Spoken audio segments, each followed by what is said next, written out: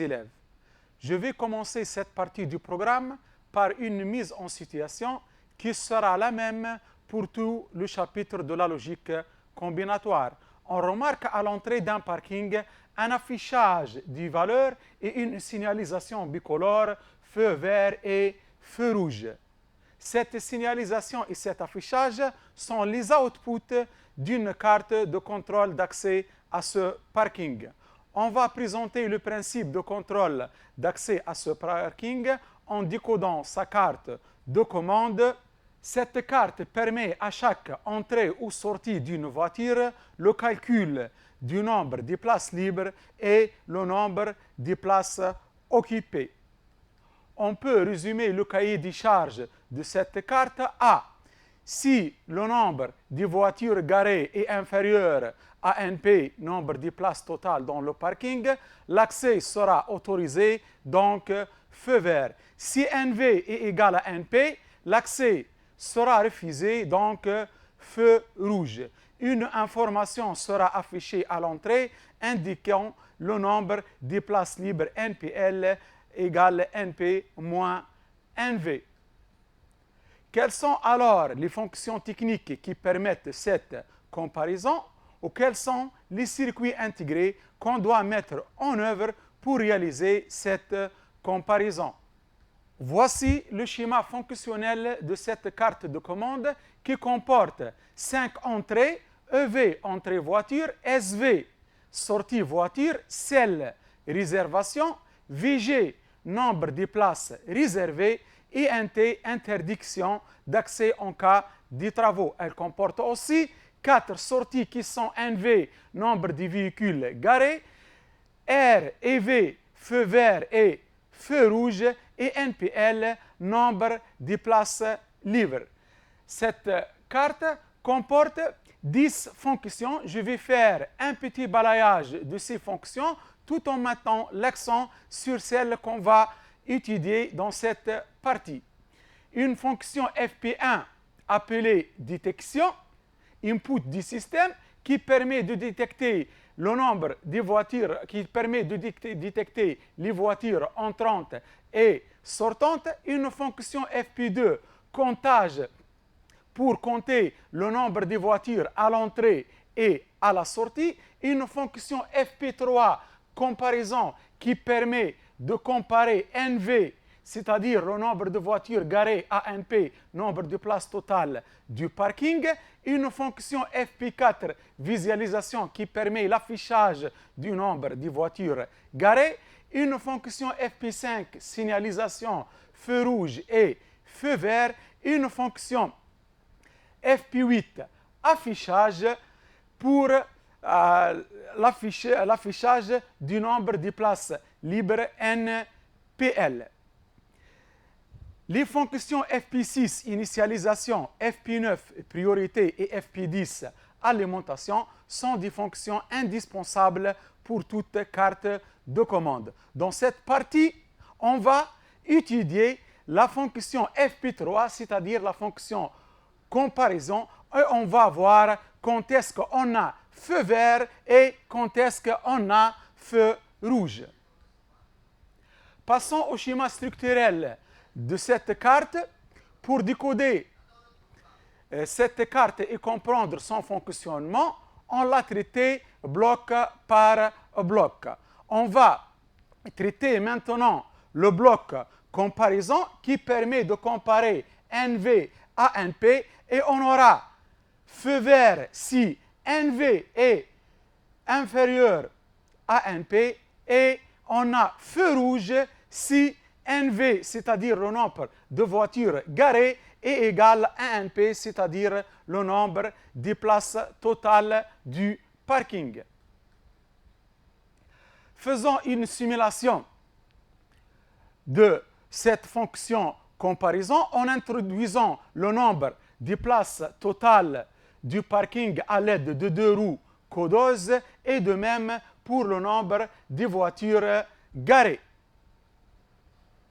On va tester cette fonction comparaison en introduisant le nombre NP des places totales du parking à l'aide de 2 roues codeuse décimale. De même pour le nombre de voitures garées NV. Le nombre de places totales du parking, elle est égale 99 places. Pour nombre de voitures garées NV égale 98, on a la sortie QA inférieure à B qui est active, c'est-à-dire NV est inférieur à NP. Si maintenant NV égale à 99, alors on aura NV égale à NP. Remarquons que le noyau de cette comparaison est le circuit intégré 74HC85 qui fait partie de la famille des circuits intégrés combinatoires. Je déclare le titre de notre leçon, les circuits intégrés combinatoires. L'objectif de cette leçon est de mettre en œuvre les circuits intégrés combinatoires tels que le circuit comparateur binaire 74HC85. Sommaire, mise en situation déjà faite, et on va étudier le comparateur binaire, comme exemple le circuit intégré 74HC85.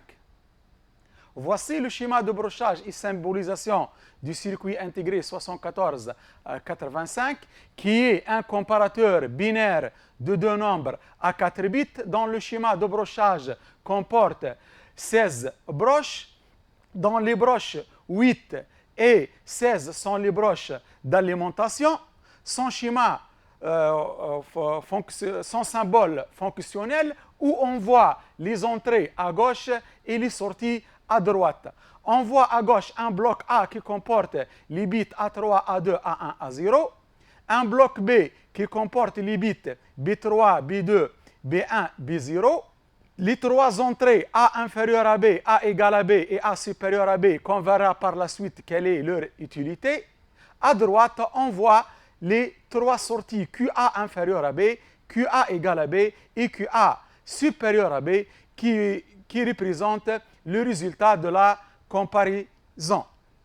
Voyons le principe de la comparaison de deux nombres à 4 bits à partir de la fiche technique du circuit intégré 74HC85. On commence la comparaison par la comparaison des bits de poids les plus forts, c'est-à-dire A3 et B3. Si A3 est supérieur à B3, le résultat est correct et on a A est supérieur à B. Si A3 est inférieur à B3, on a A inférieur à B. Si A3 égale à B3, on passe à la comparaison des bits suivants, c'est-à-dire A2 et B2. Si A2 est supérieur à B2, on a A supérieur à B. Si A2 est inférieur à B2, on a A inférieur à B. Si A2 égale à B2, on passe à la comparaison des bits suivants et on répète le même raisonnement jusqu'au bit A0 et B0. Lorsque tous les bits sont égaux 2 à 2 à partir de la 9e ligne, il faut vérifier l'état des sorties du comparateur. On remarque que pour la ligne 9, 10, 13 et 14, le résultat est incorrect. Par contre, pour les lignes 11 et 12, le résultat est correct et on a à la sortie A égale à B. Voyons maintenant pourquoi le résultat est correct et quelle est la différence avec les autres cas étudiés précédemment. On remarque que l'entrée de mise en cascade A égale à B, elle est pour la ligne 11 et 12, elle est mise à 1. Par contre, les autres entrées A supérieure et A inférieure à B peuvent prendre n'importe quelle valeur, c'est-à-dire 0 ou 1.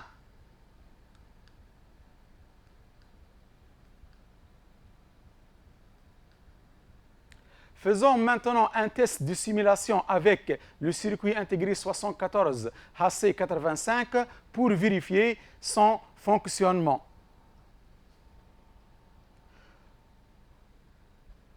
Pour les deux nombres suivants introduits à travers deux roues codeuses, on a A égale à 8 et B égale à 9. Et pour les entrées de mise en cascade, la combinaison 3, 0. On remarque que la sortie A inférieure à B est active, donc le résultat de comparaison est correct. Pour A supérieur à B, c'est-à-dire lorsque B égale à 7 et A égale à 9, on remarque que la sortie A supérieure à B est active, donc le résultat de comparaison est correct. Maintenant, comparons deux nombres A et B égaux. Pour A et B égale à 9, on remarque que le résultat de la comparaison est incorrect d'après la fiche technique étudiée précédemment du circuit intégré 74 HC85. Pour obtenir un résultat de comparaison exact lorsque les deux nombres sont égaux, il faut mettre l'entrée de mise en cascade A égale à B à 1. Voyons la simulation. Si A égale à B, l'entrée de mise en cascade, elle est A1 logique, donc on a à la sortie A égale à B qui est active. Passons maintenant à la mise en cascade des comparateurs binaires intégrés. Dans le cas de notre parking, on a des nombres allant de 0 jusqu'à 99. En effet, le nombre NP du place totale du parking, elle est égale à 99. Et 99 en binaire, elle s'écrit sur 7 bits et en BCD, elle s'écrit sur 8 bits. Comment faire alors pour comparer des nombres à plus que 4 bits? La solution est d'utiliser des comparateurs binaires en cascade. L'un pour comparer les bits de poids le plus fort, c'est le circuit MSB.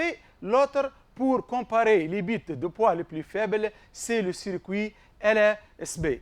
En appliquant le même principe de comparaison comme vu précédemment avec le circuit intégré 74 HC85, on commence la comparaison par les bits de poids le plus fort, c'est-à-dire on compare A7 avec B7. Si A7 est supérieur à B7, on a A supérieur à B. Si A7 est inférieur à B7, on a A est inférieur à B. Si A7 égale à B7, on passe à la comparaison des bits A6 et B6. Et on répète le même raisonnement jusqu'au bit de poids le plus faible, c'est-à-dire A0 et B0. Si on a égalité entre tous les bits 2 à 2, donc on peut conclure que A elle est égale à B. Voyons la mise en cascade des deux circuits 74 HC85. On remarque que la signalisation feu vert et feu rouge vient des sorties du comparateur qui compare les bits de poids le plus fort, c'est-à-dire l'MSB. Les entrées de mise en cascade de ce circuit sont connectées aux sorties QA inférieur à B, QA égal à B et QA supérieur à B du circuit qui compare les chiffres des unités. Les entrées de mise en cascade du circuit qui compare les unités sont configurées selon la ligne 11 et 12 du tableau extraite de la fiche technique du circuit intégré 74 HC85, c'est-à-dire l'entrée A égale à B prend le 1 logique. Pour les deux autres entrées A inférieure à B et A supérieure à B, elle prend la valeur logique 0. Faisons une simulation de la mise en cascade des comparateurs binaires intégrés.